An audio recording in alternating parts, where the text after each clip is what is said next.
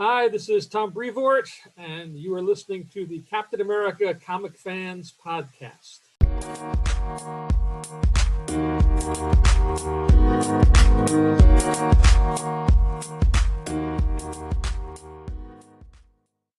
Greetings, Cap fans, and welcome to episode 161 of the Captain America Comic Book Fans Podcast. I'm Rick Verbanis. I am your host today, and as always, I'm joined by this guy called Bob Lucius. He's the best gosh darn co-host out there. Oh, Bob. Zippity-doo-dah, zippity-day. My, oh my, what a wonderful day. Plenty of sunshine heading my way. Zippity-doo-dah, zippity-day. Wow. Okay. That was quite a rendition. Yeah. Rick. Yeah. That, I don't know. Was that Uncle Seamus? Who was that from? Yeah. Well, that is from that Disney movie, right? Yeah. I know it's a Disney flick, right? It's sort of a combination animation live. Yeah. action. Songs of the South. Song of the South. South. Yeah. Yeah. Was from that movie. But Bob, why am I singing that to you today? Was it because it features a lot of Z's? Could be, Bob. Could be. Yes, yeah. we are returning to the Escape from Dimension Z for one final time. Woo! Wow. This is Volume 7, Issue 10 from 2013. So, yeah, this is we're in part 10. For those who are just new to the show, I'm going to have to tell you, you're going to be a little behind. We've been tackling this 10-part story over the course of 10 episodes, and we do it typically the second Wednesday of every month, starting earlier this year in January, and here it is October, and we're finally working our way through it. And man, it has been one heck of a story. So I thought, Bob, listen, I have done. All my openings have been a Z related, right? I did a ZZ Top song. I did movies like Zorro the Gay Blade and Zapped, and I did Ziggy Stardust. I did what else? I did the Cranberry Zombie, right? I've done. Yeah, that was unforgettable. Did that Sean Connery movie. I'm really running out of things to do, but yeah. I thought this was apropos because, in the Dimension Z, everything is it's a wonderful day. There's plenty of sunshine. I've got a bluebird on my shoulder. It's a beautiful place. And I figured, why not go there? No shortage of blood. It's a fabulous place. Yeah. Fun-loving mutates. Yeah. Right? Yeah. It's good I got a mutate on my shoulder. Right. Yeah. Beautiful. Absolutely beautiful. All right, Bob. Are you excited for this? Or are you a little it's like bittersweet? It is bittersweet. I'm facing this evening with a bit of trepidation, Rick, because as I've said before, I said last episode that we've been at this for 9 issues already, and it's a great story arc, and as I've said again and again, not one that I loved initially, but one that I have fallen in love with throughout the course of these podcasts. And it's a little bit sad to see it come to a close, but as that is there a song? I think there's a song. I'm getting them mixed up, but like for every door that closes, one opens or something like that. And I know there's going to be a great story ahead for us at some point. So why be sad, right? Why not look at this as a wonderful experience, but there'll be another one ahead. So way to sell this story. Okay. You know what? There's always something better on the horizon. Well, I'm just saying it's hard. It's going to be hard to top this, but I know there's going to be something great down the road. In fact, I love the arc right after this one as well. So, and we actually covered that. It was the Nuke story in episode 66. But Yeah. Anything before we get into this? It's funny, Bob. I was looking at we record this through Spotify, right? And Mhm. so they changed their format. So now when I look on something, an episode, it pops up and I start getting metrics. And I never really paid too closely to the metrics before. And You're more inches and feet. yeah, I see what you did there. Anyway, so no, the metrics on our episodes, what percentage do you think skips the beginning? Like they just skips like the first 15, 20 minutes as you and I just jabber jaw about what's going on in our lives. I would say Mm-hmm. there are probably 3 people who listen to that jibber jabber. So I'm going to go with 97%. 97% skip. Yeah. Yeah. You'd be wrong. Really? It's somewhere like on average, somewhere between 10 and 20%. Okay. That's skip. Yeah. That's skip. Well, that's surprising. Right? Yeah. Yeah. Wow. Now ask me how many stay on till the very end. Well, that's a different matter. Yeah. It's I'm totally also different wondering matter. how many just fell asleep and forgot to skip. I hope not, because goes they, out. a lot of them were driving or exercising or doing something. Right. Yeah. Yeah. So anyway, that tells us, Bob, that, for those people out there, because, we put those polls out there about, should we just kind of get to the comics? And we had a few people who were like, yeah, you should just do that. Right. And we had one on the show, Catman. So, that's what he would prefer. And he's probably one of those that just kind of skips over this. So he's probably not hearing this right now. So I'm not too worried, but you know what? It sounds like a lot of people don't mind hearing about our everyday shenanigans and so forth. So Wow. Bob, tell me what's been going on enough. I saw something. Were you on TV? Yeah. So I've been really trying hard to get the nonprofit that I lead some additional coverage, some exposure out in the community, and so I had the opportunity this morning to have Jessalyn from ABC7 take a hike with me this morning at basically around sunrise out at one of our trail systems, and with her cameraman and drones and all that sort of stuff, and it was pretty cool.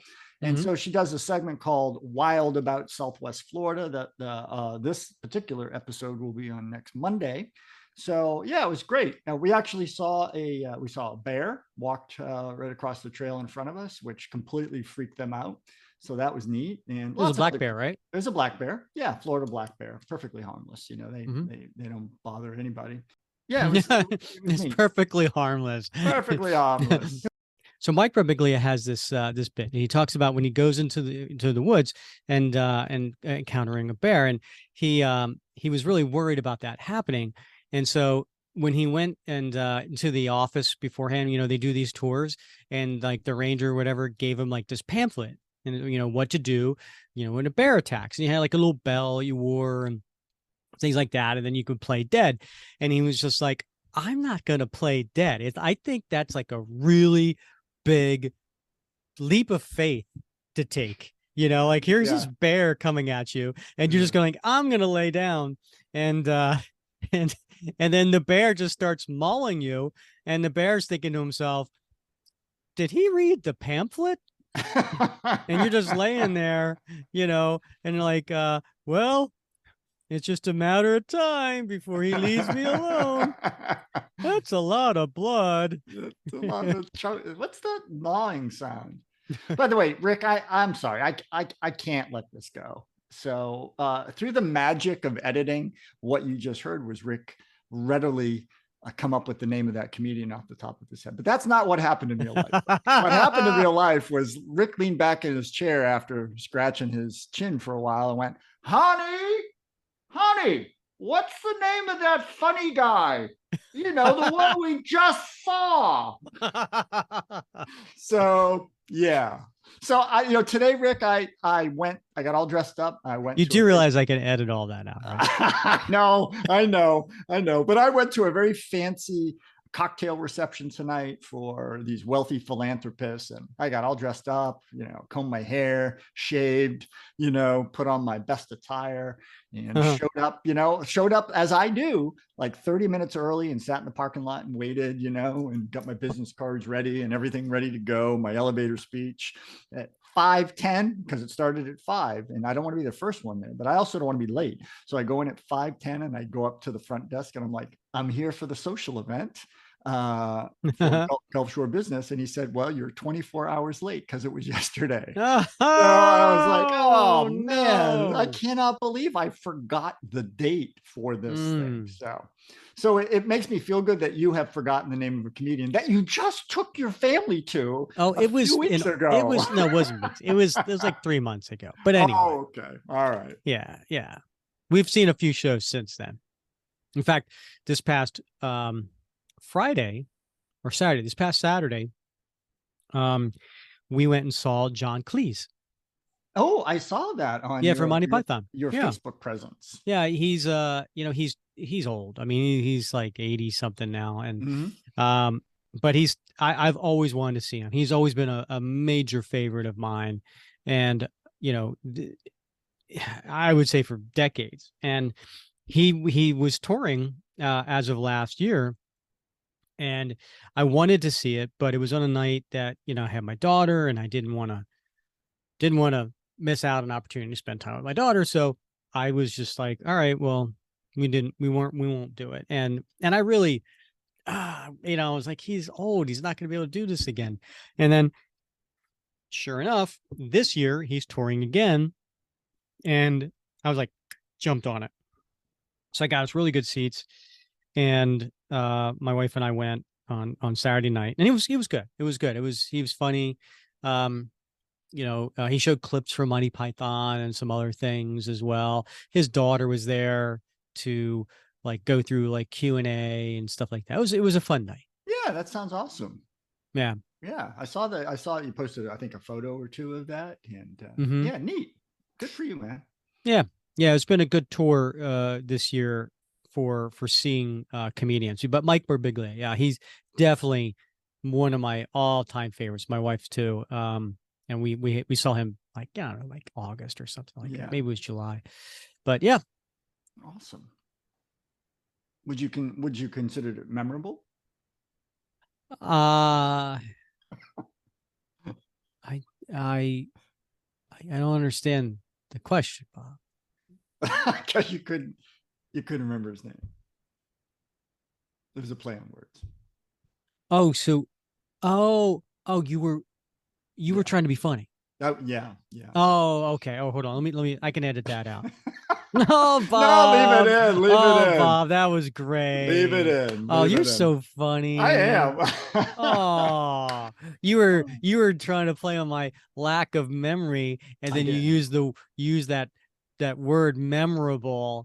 Oh, Bob. I love the fact that you and I can both commiserate our fading memories. It just feels good. Feels good to not be in that boat by myself.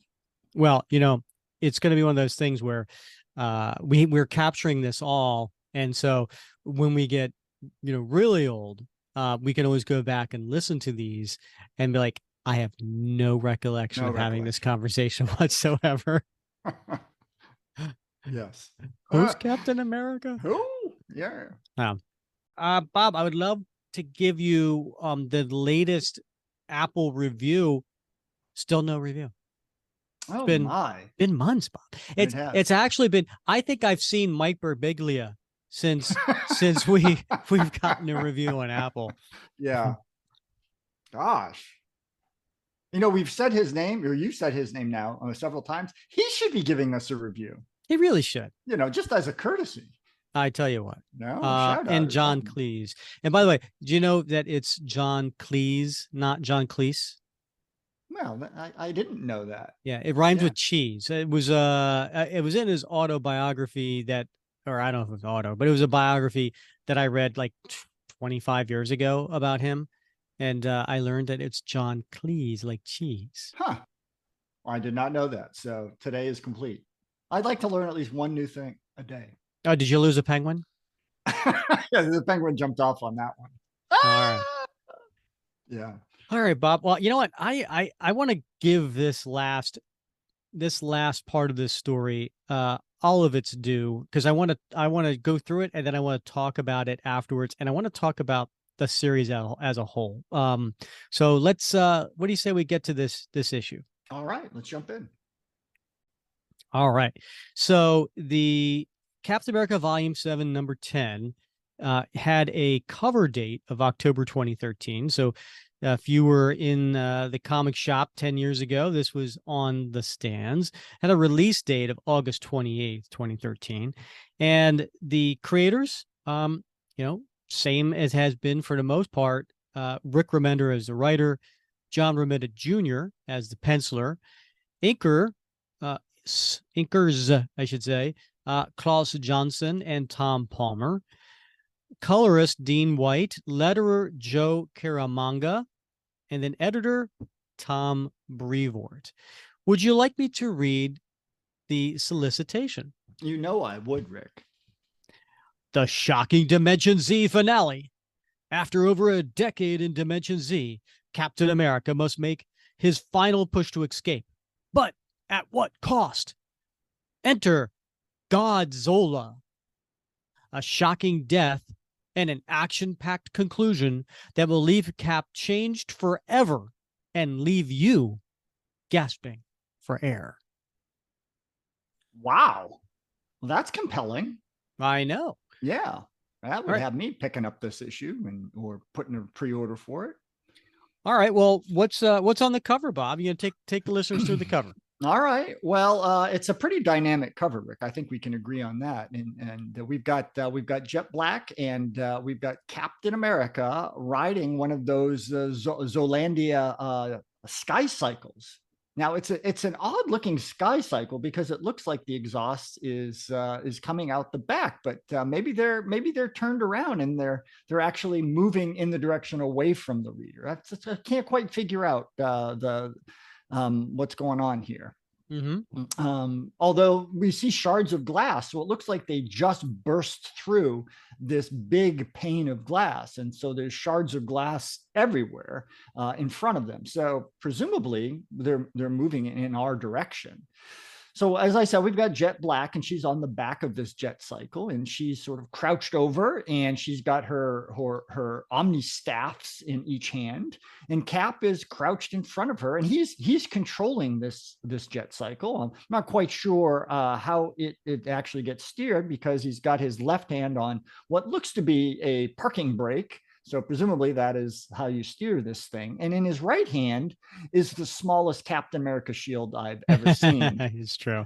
Yes, the dimensions are a little bit on that shield. And it's an interesting look on Cap's visage. He's of course he's got his shaggy beard and mustache in this cover. He's been there 10 years, but it has it's reminiscent of that cover. Do you remember Captain America 1976? I think it was issue 4, the 1/50 variant of Captain America Living Legend by Francesco Francavilla.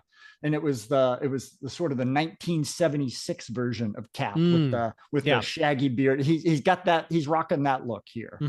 And then behind them, we don't know what they're facing, what they're looking at.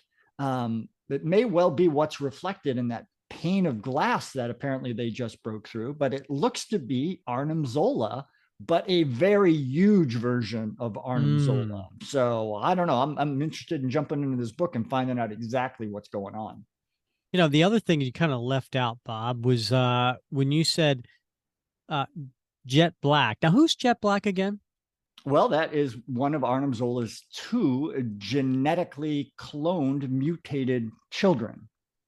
Okay. Ian being the other one, and Jet Black being the elder one, the female. How old would you say she is, Bob? I would say she is in her mid-20s, maybe. Okay. All right. Sure. See that. Maybe early 20s. And how would you describe her outfit, Bob? I would say it is very almost non-existent. So, as we've talked about on many occasions, Oh, just let's pretend listeners, this is the first time they're ever listening to this all one. right. Well, she is wearing what appears to be a very tiny black halter top. And black bikini briefs. And then strategically placed along her limbs are these swatches of black cloth around her thighs, around her calves, around her forearms, upper arms, and they're all connected by very thin strips of black material running both vertically and horizontally. So, as we've talked about before, she's got these omnisense powers that allows her to accentuate exponentially one or more of her natural senses. And so exposing her skin in this way apparently is what she needs to do in order to bring these omnisenses into play. It's also very visually appealing. I think you would agree. And when you say she's exposing her skin, is there anything standing out to you in this cover, Bob? Well, she isn't wearing shoes, as I can tell. So her toes are definitely exposed, which seems would be very uncomfortable, particularly in Zolandia. There's a lot of debris. Well, her toes are sticking out, but she's got something covering the bottom of her sole of her foot and the ball of her foot. I don't know. I can't make that determination from this image. But she's got gloves, so she's holding her Omni staffs, and she's got that very Loki-like headgear. With, I don't know why it has a V on it, but you think it would be a Z.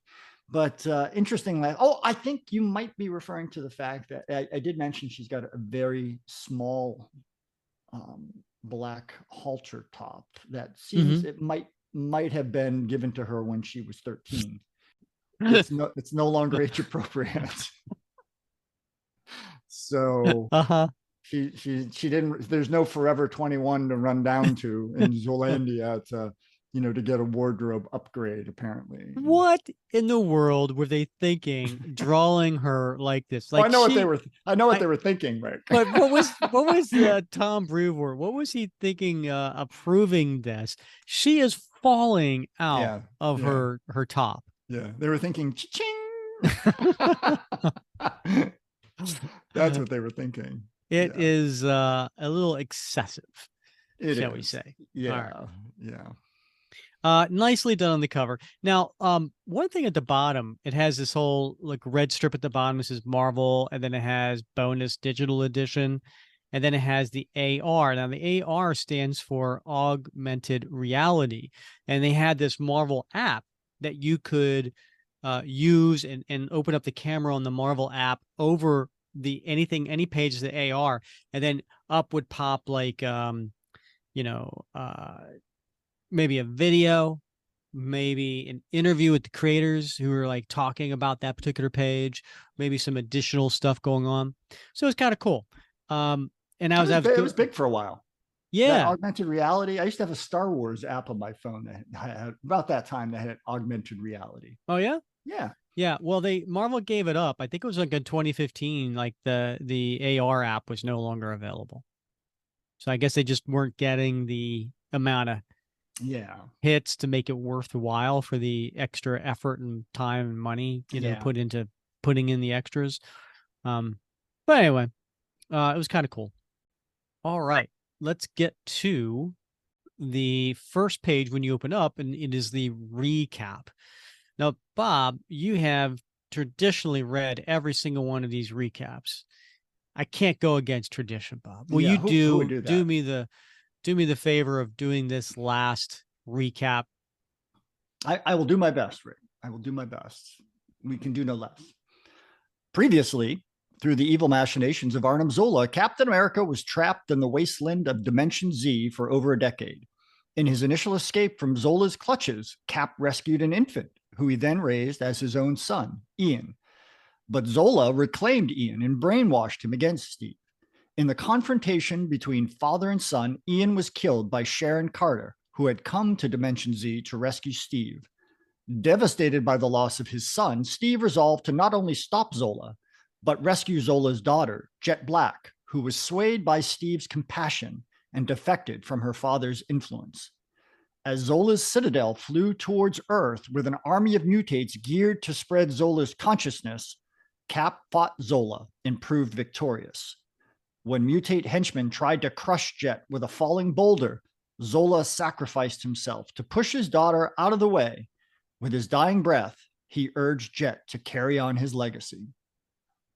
Very nice. Yeah, it was. You know, I first of all, I remember talking about how in the last episode for the last issue that I have never seen Steve Rogers more physically at his lowest physically before this, and I don't think I've ever seen him emotionally at lower than he has been, right? So and that's where we're at, right?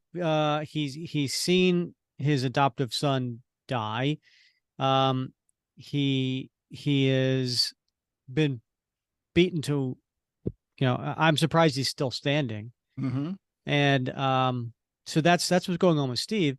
And then you have Jet, who turned on her father and witnessed her father killed, and now is, grieving over that and the shock of that, because that's just what happened, right? And then you got Sharon Carter, who showed up, and she was like, listen, Steve, you were only here for like 30 minutes. And so time, obviously, we now know moves differently in Dimension Z than it does in our world. Yeah. So those are, some of the things that were just kind of, I guess, part of the cliffhanger. Right. And he's still not at the point where I think he fully accepts what Sharon is telling him, that he has only been gone for just a few brief minutes, and that 10 years has not, in fact, transpired, and that this has all been some sort of illusion generated by Zola. So that's still got to be very emotionally draining. And you're right. He got stabbed. He's got slashed. He's got cut. He's been beaten and bruised. He is, probably been hungry for 10 years. And so he is physically drained and beaten down. And then he's just seen his own son killed right before his eyes. I mean, this guy, I don't think we can point to a single time, probably throughout the history of Cap, where he is at this low of a point. Yep. All right, so we open up to the first page, and we see right where we left off. We see the gigantic Zola robotic body demolished, and then we see Jet on her knees, holding her mouth as she's crying, and Steve and Sharon trying to comfort her. Now Steve has his shield on his back. He's got bandages, because again, remember his face. He's got one eye shut, just because of the damage.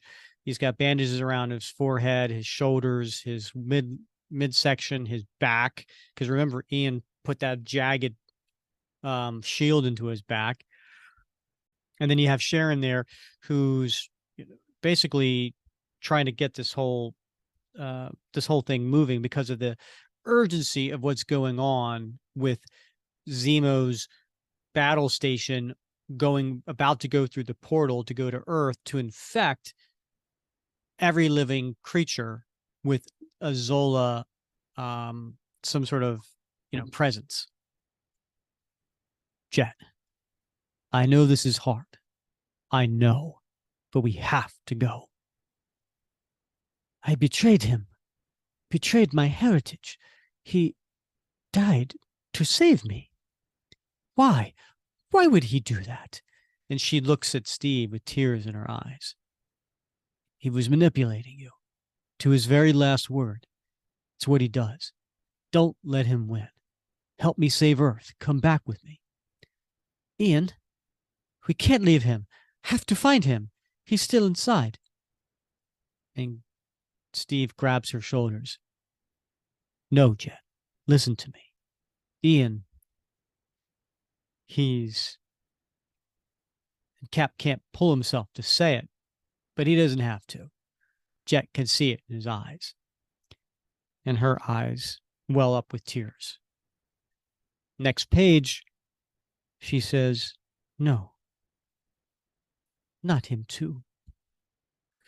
And Sharon, ever the pragmatic, she looks at what's going on with the battle station and going towards the portal. And so she says, I'm sorry, but we have to go. If we haven't made it to the cave portal leading home when I detonate that battle station, we will all be blown right to hell. And I will not allow that thing to get through the earth, even if it means we all die. So we have to get to the portal before I pull this trigger. And she pulls out the detonator from a pouch. And Jet gets in her face. You've rigged my homes with explosives? Your home is a mobile battle station on its way to deliver a payload horde of mutates to Earth. You're damn right I did, sister. I have been a fool. And she punches Sharon in the gut. And then she takes the detonator out of her hand. I will not allow you to detonate your explosives. And she goes to jump on one of those sky cycles. I will not allow you to destroy my home, nor my father's consciousness stored within. Stop. You helped stop him for all the right reasons. I never intended for him to die. And she flies off in the cart. And so Steve and Sharon run to jump on another one. Come on. So they get on and they chase after her. And Jet's talking to herself because she's in shock. Find some other way. And Sharon says to Steve, if she destroys that detonator, she won't. She's confused, in shock, but she's seen through Zola's lies. But watching him die in front of her, she's been through so much, Sharon. The damage done to her mind is unimaginable. But she knows he was evil, knows he was wrong. She'll do the right thing, given a chance. And they pull up next to her. Jet, stop, listen to me. If we don't destroy the battle station, the cost will be billions of innocent lives. You know what those mutates intend to do. You can't allow that kind of atrocity. She is a Zola pig. Atrocity is her right of birth. And who is it, Bob? Oh my God. If I thought we did away with him, but here he is, Captain Zolandia, riding one of those sky cycles with dozens of mutates on their own sky cycles in trail. It feels like something out of a Star Wars movie. Right? Because the battle station is floating up, skyrocketing up to the portal. All of these, little riders are coming out to intercept Cap and Sharon. I'm not sure if it's a Star Wars thing, or maybe is it? You know what it has? Flash Gordon? Yeah, there it is. Yeah, yes. Remember the Flash Gordon? Yeah. Flash.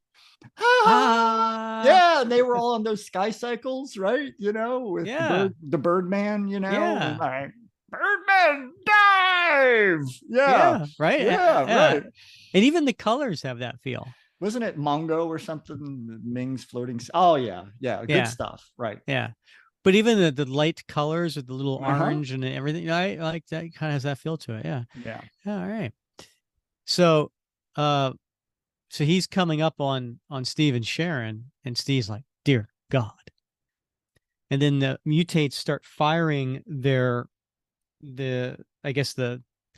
little lasers of some sort that are coming from the actual things that they're riding. Kill drill for Zola. Drink the pain. Tender murder. Delicious taste. And it makes noises, Bob. It sure does. Zack zap. Zzz. Steve, talk Jet down. Don't hurt her. I'll buy time. And he jumps off his sky cycle with Sharon onto Captain Zolandia's sky cycle. And they come up and the two shields hit each other, making a noise, Bob. Yes, let us finish the great debate. And then Sharon's riding, and then the other sky cycles are chasing her. This is where I guess I was having the Star Wars thing. This is kind of like, when they're on the little land speeder type of things, like on right. Endor, Yeah. right? Yeah. They're going through the woods, right? and they're firing on her, Bob. Oh, gazette. And then Sharon turns and she fires her gun, and she gets one of them, and they blow into the side of the cavern, and big explosion. And then so Sharon catching up with Jet. If that station gets to Earth, it's the death of billions of innocent people. Can you comprehend that? They will not die. My father will live forever within the life of Earth. He will improve their lot. He will overwrite their minds. That is murder. Steve says you won't let that happen, and he's never wrong about a person. Captain America's morality has cost me enough. My father's consciousness is stored within that station. I cannot allow you to kill what remains of him, not after my betrayal. She's still crying. You were a victim of one of the vilest minds I've ever known, Jet. He's poisoned your thoughts, but you clearly see through it. You understand the difference between right and wrong. If Zola's army invades my world, you'll be the villain who helped him infect and subjugate my people. Is that who you want to be? And Jet doesn't have any answer for that. She just looks at her with tears in her eyes. Cut to the next page, Bob. And Captain Zelandia and Steve are fighting on the jet cycle still. I remember our mother as she died. I remember the shame in her eyes looking upon her frail child. She wasn't ashamed of me. She was afraid of leaving me alone. And Cap takes his shield and he just sticks it in Zelandia's face right at the eye level. I mean, like the shield is probably 6 inches into his head. Well, although where I come from, that's more like 12 inches. Yeah. Okay. It makes a noise, Bob. Shunk. But I made sure she never did. Made sure to carry her strength with me. And if you actually shared my memories, you'd know better than to think that words could erode that. And he jumps off the sky cycle, leaving the blind Captain Zola to run into the mountain and blow up. And it makes a really loud noise, Bob. And Cap falls, but guess who catches him? Get Black. That's right. Grab hold. And he does. He lands right behind her on the sky cycle. And he looks up at her and says, knew you'd come around. Now let's get to the portal home and blow these monsters to. And then coming out underneath the flames, underneath the battle station, is our words. You have failed me utterly, daughter. You have failed your final test, failed to earn your name, failed to move past weakness. And we're starting to see an image of something come to life underneath the flames, Bob.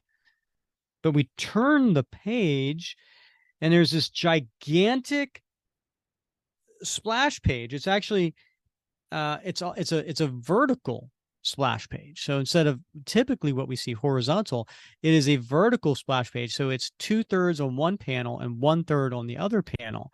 And I guess John Romita Jr. did this to really accent the enormity and the height of this new Zola. That's crazy, Rick. This Zola is ginormous. He is ginormous. He really is. Yeah. He's probably like 10 stories tall. Right. We're talking like Statue of Liberty here. Mm-hmm. You have failed, Zola. Father? Now you will die with the rest. And lasers come out of his eyes. Now, first of all, he doesn't look like the typical Zola here. Maybe you could describe how he looks, Bob.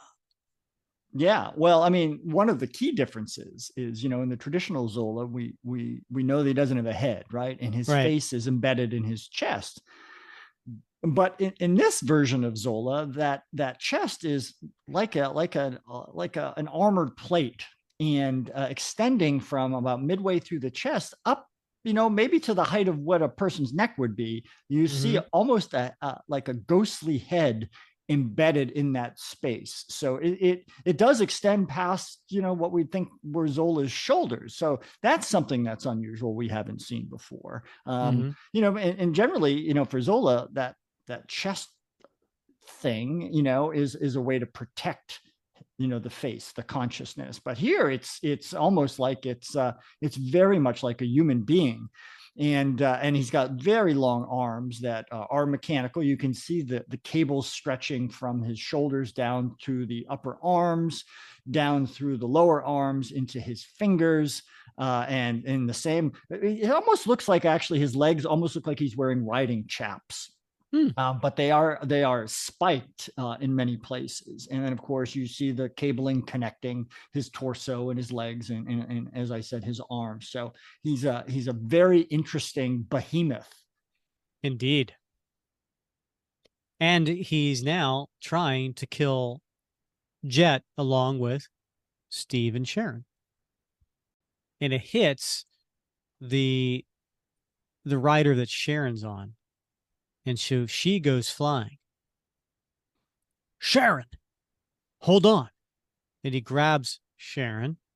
And it's one of those grabs where he's got her wrist, she's got his wrist. Now, I got to imagine that's got to be agony for him. Like he's falling apart here. Yeah. And she's got to weigh, I don't know, what do you think she weighs? Like 130? Probably 130. She's a muscular lady. Yeah. Yeah. So that's gotta be, it's gotta be really tough on him.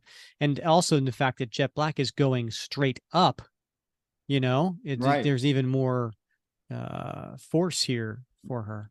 Right. Yeah. And then Zola goes on to fire at them.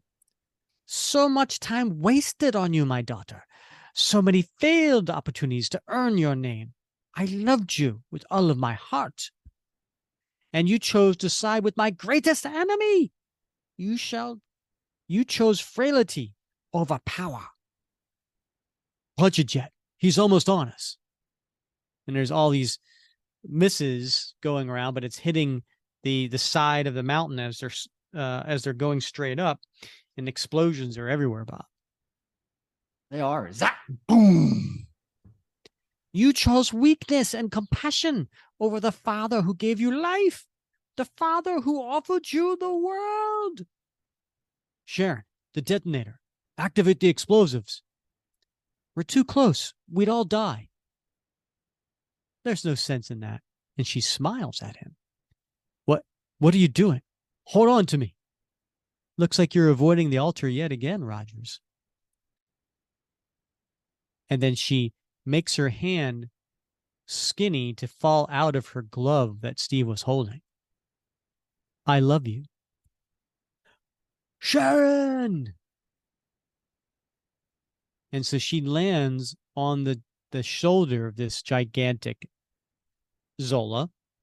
She pulls a weapon out of her holster.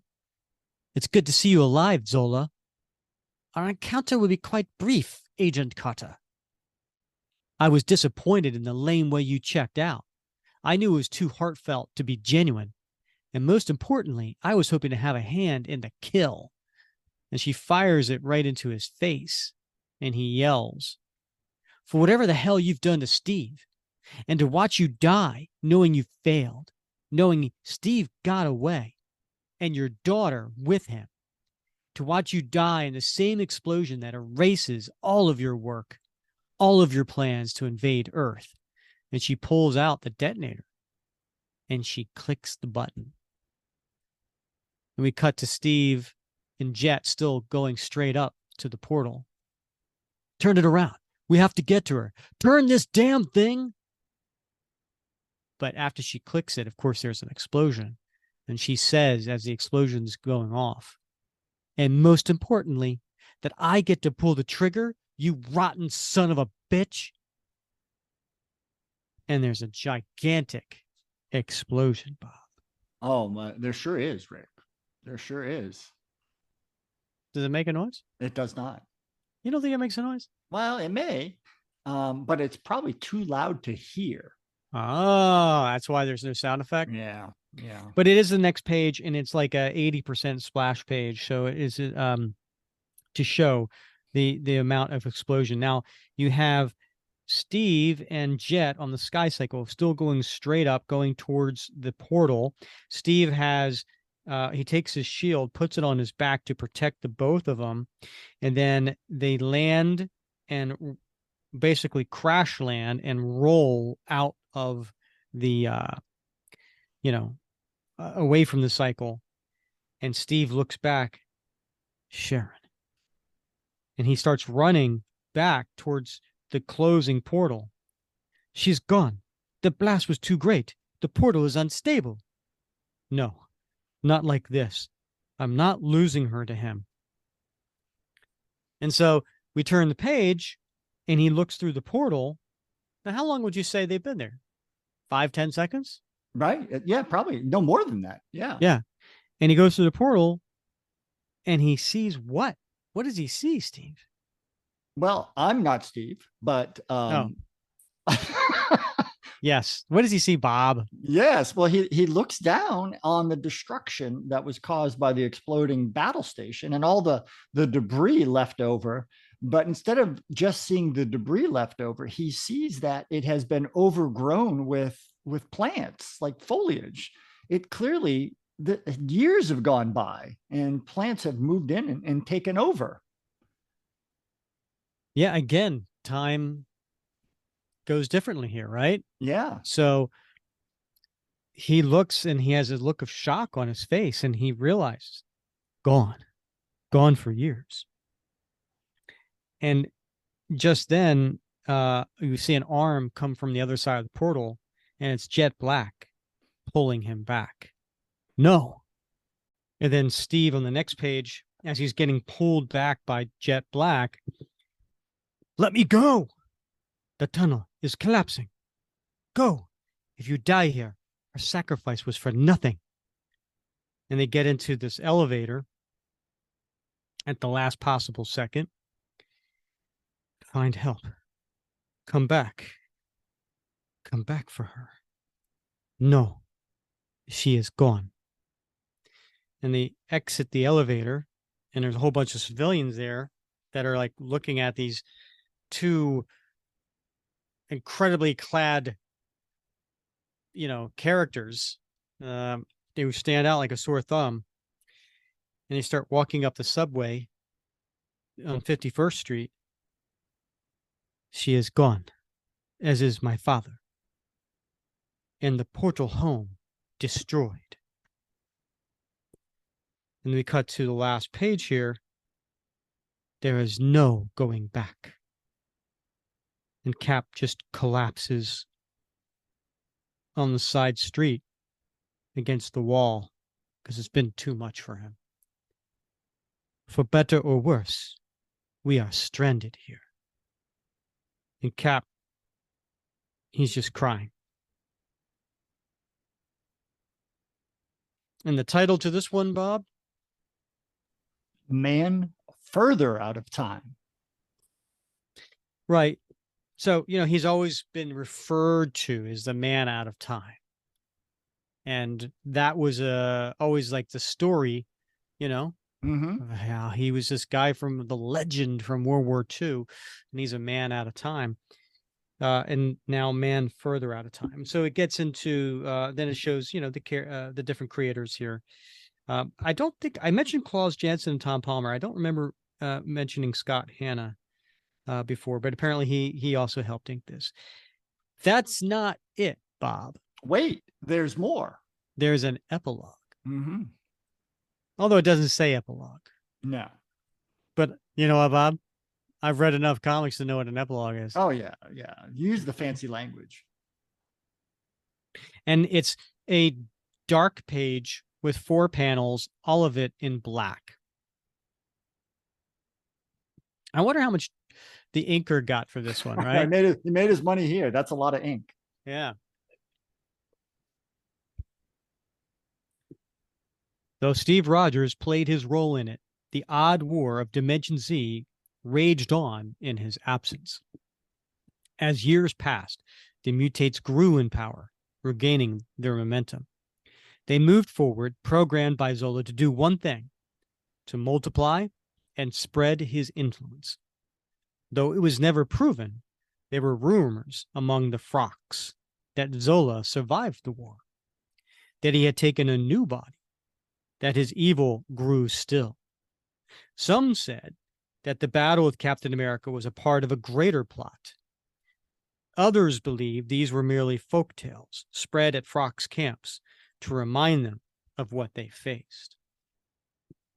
So we turn the page and we see panels of what's going on in the current time, of the battles between the Frocks and the mutates. The danger should they allow the mutates to rebuild. Stories that serve to remind the Frocks that they are the only force that can hold the beasts back. It has fallen to them, and so they fight, freeing those who have suffered the rule of Zola.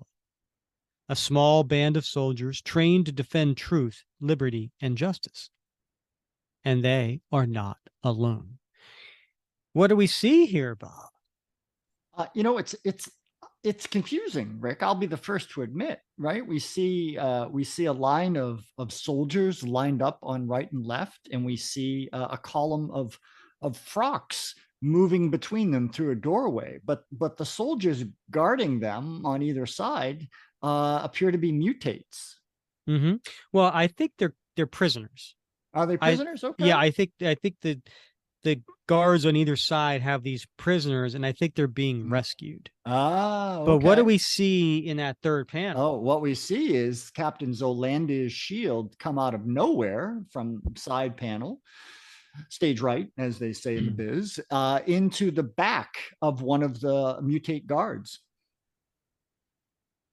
And they are not alone. Rumors also spread among the mutate camps. Rumors that became legend.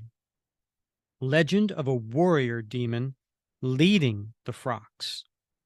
A ghost. The wandering spirit of a man their master had brought here, the man who usurped Zola.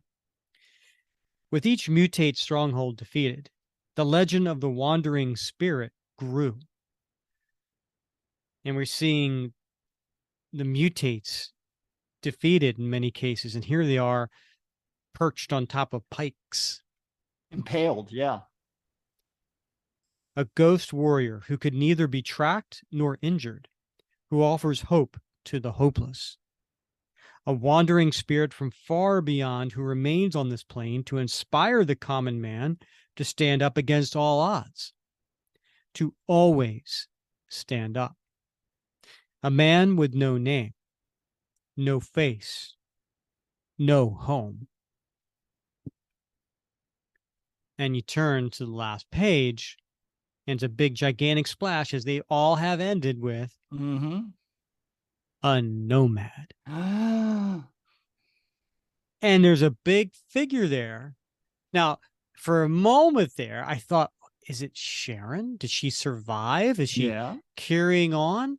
But no, it looks like a grown Ian Rogers. It certainly does, Rick. And he's wearing some sort of suit out of respect to Captain America.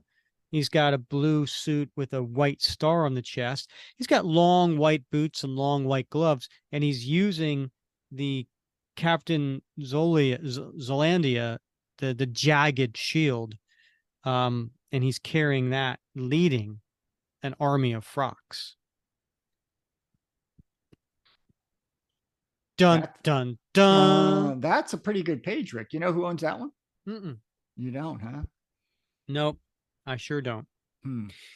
Before we get into our thoughts, I thought we could read Rick Remender's thoughts. All right. Right? Because he ended this story and he wrote in the Letters to a Living Legend he wrote the following. And there you have it, the conclusion to Castaway in Dimension Z. I wrote the story a year or more back, so it's gratifying to see it reach the intended ending and have it out in the world. I don't know how terrific it feels for Steve Rogers, however. I promised we were going to shake up the status quo in a major way for the character, and I feel that we've delivered on this promise. Steve is now a man further out of time. If modern-day America was a strange and alien place for him before, it will be doubly so now. He has spent more time in Dimension Z than in the current era on Earth. And that is not something that he's going to get over anytime soon. On top of the losses that he suffered in Dimension Z and the new addition of Jet Black in his life, Steve has a terrible fight ahead of him, a fight that will not be made easier by the arrival of Nuke in our next issue. With the conclusion of the story, we also see the departure of the legendary John Romita Jr. from the series. Most of us who read comic books growing up over the past 30 years have some of our very favorites illustrated by John. Most all of us have a number of favorite runs that were drawn by him, many that stand in our top 10 lists. Hopefully, all of his hard work here will land our Captain America run in one of your top 10 lists. I feel incredibly fortunate to have been able to work with him and the best team in comics. All too often, the effort of the inker, colorist, and letterer go unacknowledged, and is a true crime given what they are adding to the page. Klaus Janson, Tom Palmer, Scott Hanna, Lee Lowridge, Joe Caramagna, and Dean White have propped up this arc on their amazingly talented shoulders. They worked grueling hours to ensure we didn't have any fill-in artists and to maintain a sense of consistency to the series. They were all the very best at what they do. I would be remiss if I didn't acknowledge the late nights and hard work of Tom Brevoort, Lauren Sankovic, and Jacob Thomas. Keeping track of a story of this magnitude is no easy feat, and they managed to keep the same team together for 10 issues in a row. And they were always available to me to help craft the tale. Hopefully, their and all of our hard efforts have paid off. And then he ends the letter column with, that's it for now. Join us next issue as legendary penciler Carlos Pacheco joins Klaus Janson and Dean White to reintroduce Miller and Mazzucchelli's Nuke to the Marvel Universe. Captain America is shattered, and his imminent encounter with the Soldier Supreme of the Vietnam era won't help things. So, yeah, I was going to put a plug in for episode 66. Go back and listen to that. We covered the next 4 issues, which is Captain America Volume 7, 11 through 14. And so if you think like this story is just, it's over. Well, no, there's a lot that Steve has to go through based on everything that just happened to him. He spent 12 years of his life in Dimension Z. And so there's obviously going to be, this did change him forever. And so, so check that out, episode 66, if you haven't done that before. All right, Bob, what do you want to do? You want to talk about this story first, or do you want to get into our favorite panel, t-shirt worthy, and time capsule, and then get into it? I don't know, Rick. I feel like we should talk about the story. I mean, let's do it. Yeah. I really like what Remender said here about the fact that, Cap has been in Dimension Z longer than he has been in the modern era. He's referring here, of course, to the sliding time scale, how long Steve's been out of the ice. And so that idea of a man out of time, he is now a man doubly out of time, but in a very different way. I mean, if any of us were to think about, us stepping out of our lives and living our lives for another decade or more, and then stepping back a moment later from when we left, with all of that development, interpersonal development, the physical breakdown of our body. And of course, Cap's body doesn't break down like ours do, but just imagine going back 10 years aged. Right. Physically, mentally, emotionally, and then stepping back in that moment when you left. And the world hasn't moved on. but you have in many ways. And so it's almost the complete opposite of what he has experienced over the last decade of his life since coming out of the ice. And that's such a clever way to set up the next arcs. And I got to really give Remender credit for this, because he could have, it would have been easy just to come out, right, and go back into life. But this sets up a whole different dynamic. And I love Man Further Out of Time. It couldn't be said better. So, kudos to Rick for, not you, Rick, the other Rick, for an amazing launching pad for the rest of this volume. Yeah, I agree 100%. I mean, he was following Ed Brubaker. He was following what many believe in modern Cap history is, the best writer for Cap and the best story arc for Cap. And he had done that for like 5 plus 6, something like that years. He's a tough act to follow. And so you couldn't do the same thing. You couldn't just make it status quo, because then you were always going to be compared to Ed Brubaker. So he had to come in and do a complete 180. And man, mission accomplished, right? This was nothing like the Ed Brubaker run. And yet, it was an amazing story. And I'm a little disappointed that, here it is 10 years later, and it's kind of like a forgotten story, right? I mean, you trust me, we'll see as things go on that there were many things that happened from this, right?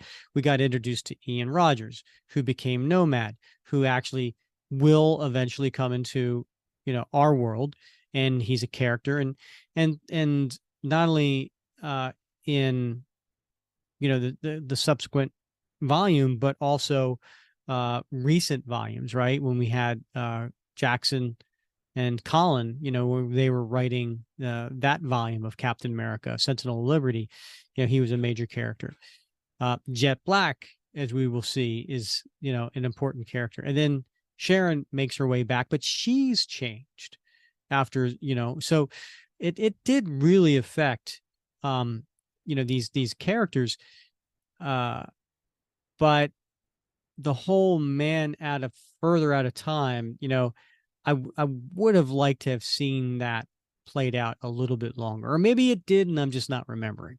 Yeah, I mean, I don't think they followed it through to the extent that they could have really used that and explored it, which is unfortunate, as you said. A couple of the things I liked about this tale too, Rick, is, I'm a sucker for a redemption story. So, but Jet Black will have her own journey.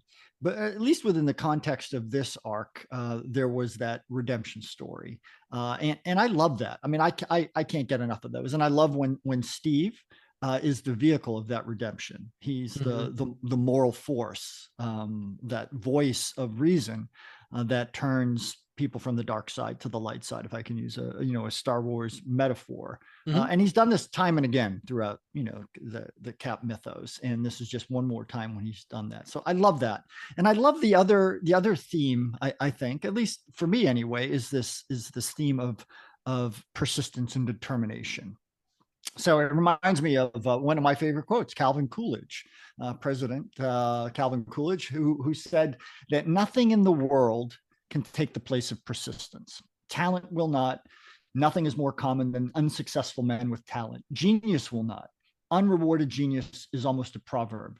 Education alone will not. The world is full of educated derelicts. Persistence and determination alone are omnipotent. And what Coolidge was saying is that you can have all these other skills, you can have knowledge, experience, you can have good breaks, but persistence alone is and determination are the things that will get you through the hardest points in your life. And that's what we see time and time again, Steve demonstrate throughout this entire arc. And I think that's an important lesson, not just in the context of comics, but for all of us, and which is why Cap is such a great exemplar for us to look at when we have struggles in our own lives. Yeah, well put. I like that quote. Yeah, I would love to get Rick Remender on the show and talk about it. Unfortunately, I don't think I think he's moved on and he doesn't really want to reminisce this volume. Yeah. Um, but I would love to just kind of hear from him on, some of the things, like, did he feel mission accomplished? Because in my mind, it totally was, on his idea to come in here and forever change the status quo of Captain America.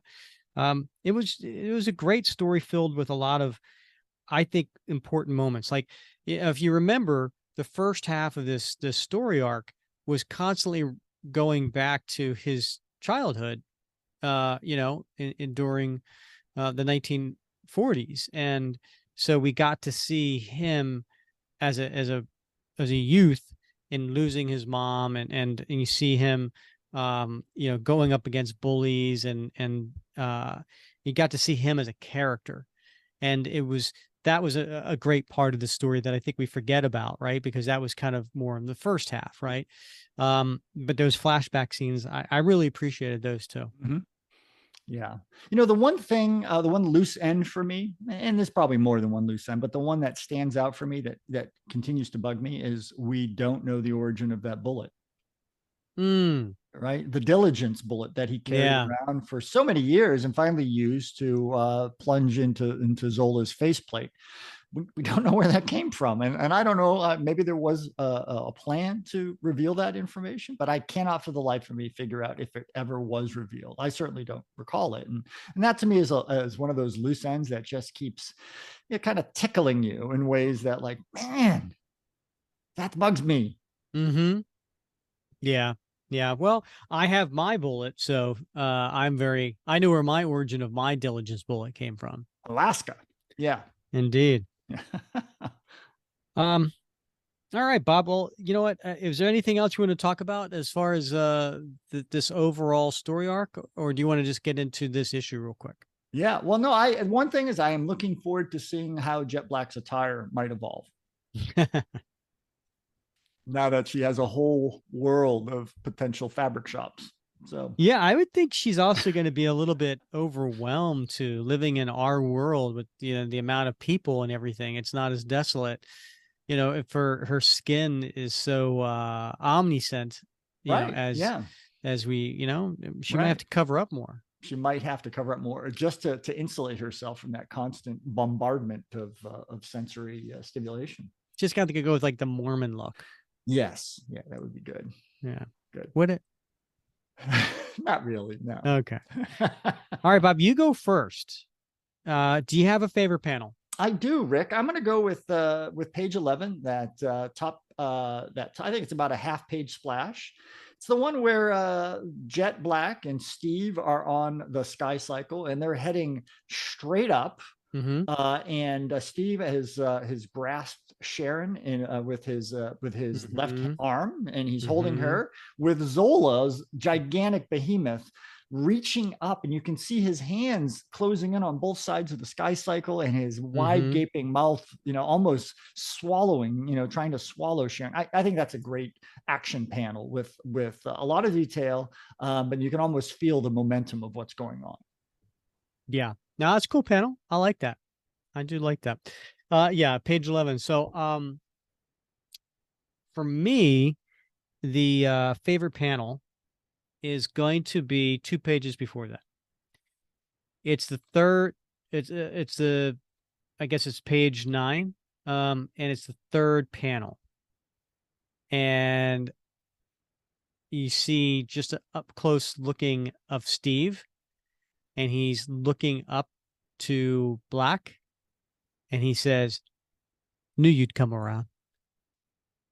I just like that. Nice one. Yeah. You know what I mean? Like Steve, he felt like it was a good moment for Steve. He hasn't had very many good moments, but it was his judgment of Jet's character, and he was correct, and he is also, I think, personally pleased for Jet that she is making the right choice here. Yeah. And I just, it was a little brief positive moment in a very bleak story. And so that's my favorite panel. All right. Well, that's a good choice. I love that as well. So well done. Thank you. How about t-shirt? You got anything that you want to slap on a t-shirt? Slap it. Yeah, I think I'm going to go. I'm trying to see what page this is, but it's when he jumps onto the sky cycle to go up against Captain Zolandia, and he says, "I'll buy you some time." Yeah. Yeah, I like that panel. All right. So I think it's page 5. It's the last panel, and it's the one where the two shields collide against each other. So that's a cool action scene. Yeah. I'll put that on a t-shirt. All right. I was going to go for that one too, Rick, but for an entirely different reason. I'll tell you which one I'm going to go for in a minute, but my backup. But I love that one because I love the Captain Zola. First of all, it's great. You're right. The action, the two shields, colliding. But I love Captain Zolandia saying, "Yes, let us finish the great debate." To me, as an intellectual, I love that. And I love the fact that repeatedly throughout their engagements, there has been a bit of a debate about the sanctity of memory and how they individually remember their mother and the mother's reaction, and of course these are genetic imprints, not that Zolandia was ever birthed by Steve's mom, but I love that relationship that they have, that there is a debate going on between these two, in addition to the physical violence of their conflict. So I mean, you would think as a mutate that he's a mutate, right? Most of them kill, drill, tender murder, But Zolandia is a little bit different. He's actually got a little bit of a mental faculty where he can engage in this sort of conversation, debate with Steve, and he's doing it in a way that is manipulative, right? Trying to get under his skin, which raises that level of cognition to even a higher level. So I find that interesting. Yeah, was there something reference to the Great Debate during World War II? The Great Debate in World War II. I don't know. Oh, yeah. I mean, it's not the first time I've heard that expression. That right. Yeah. I think if you think of Great Debate, I often think of for whether correct or otherwise, the debates that went on between Stephen Douglas and Lincoln. The Lincoln Douglas debates and the issue of slavery. So I don't know if that's what it's referring to sort of obliquely, but in any case, I think it's an interesting relationship. Got it. Yeah. All right. So what is going on a t-shirt for you then, Bob? All right. Well, I'm going to have to go a couple panels up, Rick, with Captain Zolandia on his sky cycle, leading the mutates on their sky cycles behind him. And when he says atrocity is her right of birth. So that's kind of a fun shirt. I might want Zolandia on my shirt. It's quirky. Okay. Yeah, no worse than having a Red Skull shirt, I guess. So that's true. All right. Yeah. All right. I like it. it. What's going in your time capsule, Bob?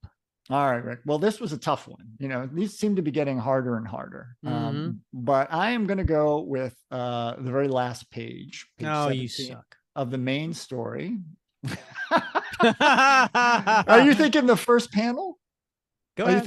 Are you thinking the individual in the background with their cell phone raised, taking a photo of Jet Black and Steve? And so probably for the same reason I am, that we hope that phenomenon gets jammed into a time capsule and we start to see less and less of that. But I don't think that's going to be the case, but one can hope. You say that and this phenomenon, and this is how my mind works. Ready? Phenomenon. do. Phenomenon. Do. Oh, someone's punch drunk. Yeah, right. Pushing 10 o'clock, folks. He's getting tired. Yeah. All right. That's cool. I like that. Good job for the time capsule. I'm gonna go with the very, very last page, the introduction of Ian as an adult and nomad. Excellent. I think that goes into a time capsule because it's the first time we are seeing Ian as a nomad, as an adult. Yeah. And as you point out earlier, he becomes an important character, one that has a bigger and bigger role as we head into the Sentinel of Liberty series and Symbol of Truth, and Cold War eventually, I think, and then who knows where he'll turn up again. Yeah, I mean, also wasn't he all in the Hydra Cap series for a little bit too? I think he did make an appearance in that. Okay. Yes, He definitely is. He makes an appearance at the end of this volume 7. Yeah. Yes. Yeah. Not to give anything away. No. Yeah. All right, Bob. Well, as always, it has been real fun wrapping Cap with you. I can't wait to jump into something new the next time we visit a story arc, Rick. So I can't. What do you got in mind? Do you have any thoughts? Oh, you know, Don't tell me now. That's a good point. We're gonna have to put that up to a vote in the Facebook group of what is our next long tail story that we're going to do. So something that's, at least 6 issues or more, something that we can't do, in a 1 or 2 episodes back to back, you know what I mean? So something we want to do out. I don't know, Bob, there's so many good choices out there. I think we need to throw it out there to the Facebook group, and we'll put a poll up. Oh, I like it. A great idea. All right. Well, he's Bob Lucius. I'm Rick Verbanis, and you have been listening to another episode of the Captain America Comic Book Fans Podcast.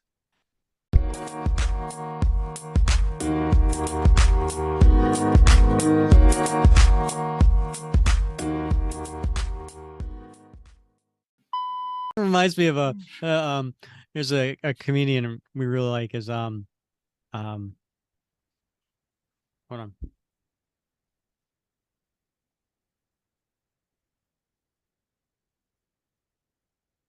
Oh God, what's his name? Sorry.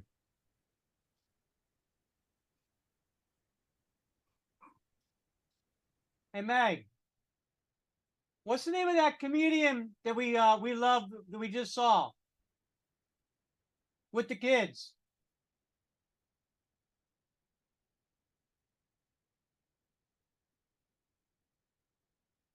Thank you. So that totally reminds me of like a Mike Birbiglia skit